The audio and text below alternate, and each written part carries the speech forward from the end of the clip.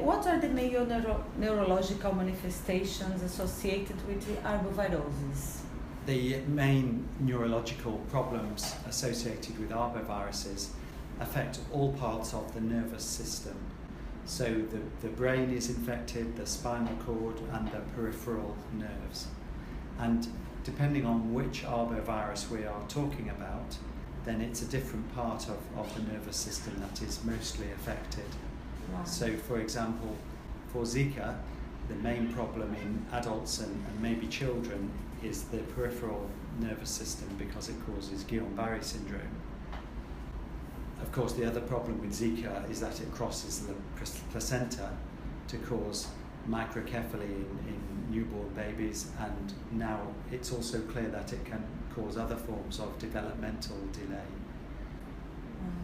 What are these kind of developmental Well, delay? we're just beginning to understand now, but we're seeing children now that were born, the mother had Zika virus infection, the baby was born, the baby seemed to be okay, did not have microcephaly, so everyone thought everything was okay, and now 6 months, 1 year, 2 years later, it's clear that the child is not developing normally. They have reduced tone, other developmental problems, but we're only really beginning to see what they are.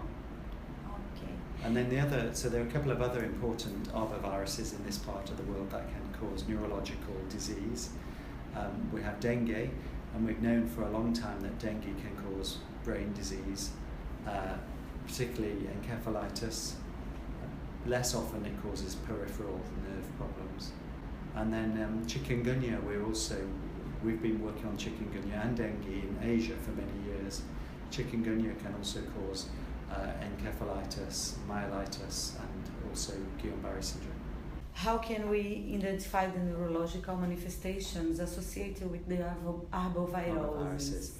Well, typically patients will present with a neurological problem that comes after they have had a febrile illness, a fever or similar illness. So they might have had the fever and the rash and the conjunctivitis, and then that seems to be okay, they're improving, and then they might develop a severe headache, reduced consciousness, convulsions.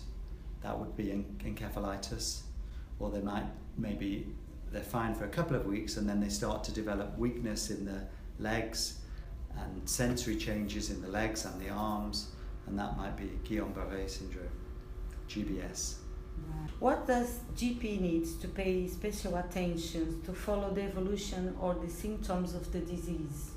I think GPs need to pay special attention to these patients because, you know, the nervous system is the most important part of the body. The brain is the most important organ in the body, and so if a patient has altered consciousness, or sometimes it's even just strange behaviour, maybe they're a bit confused, then I think the GP needs to refer them to a hospital so they can be investigated.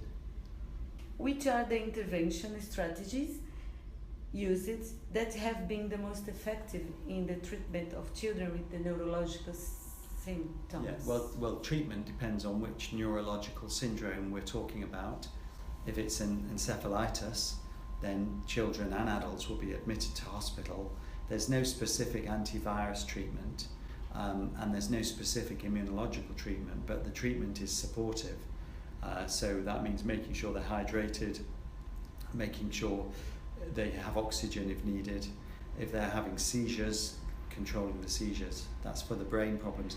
If they have Guillain-Barré syndrome, if it's severe, then they need to be treated with intravenous immunoglobulin, usually for 5 days. And this will be for patients who cannot walk, or where the disease is rapidly getting worse, or if there's any suggestion of a breathing problem.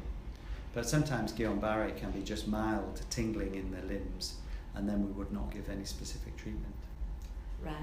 And you can find something similar in Japan and in Brazil? Yes, so in Asia we have a disease called Japanese encephalitis. And the Japanese encephalitis virus is similar to Zika virus, it's from the same family.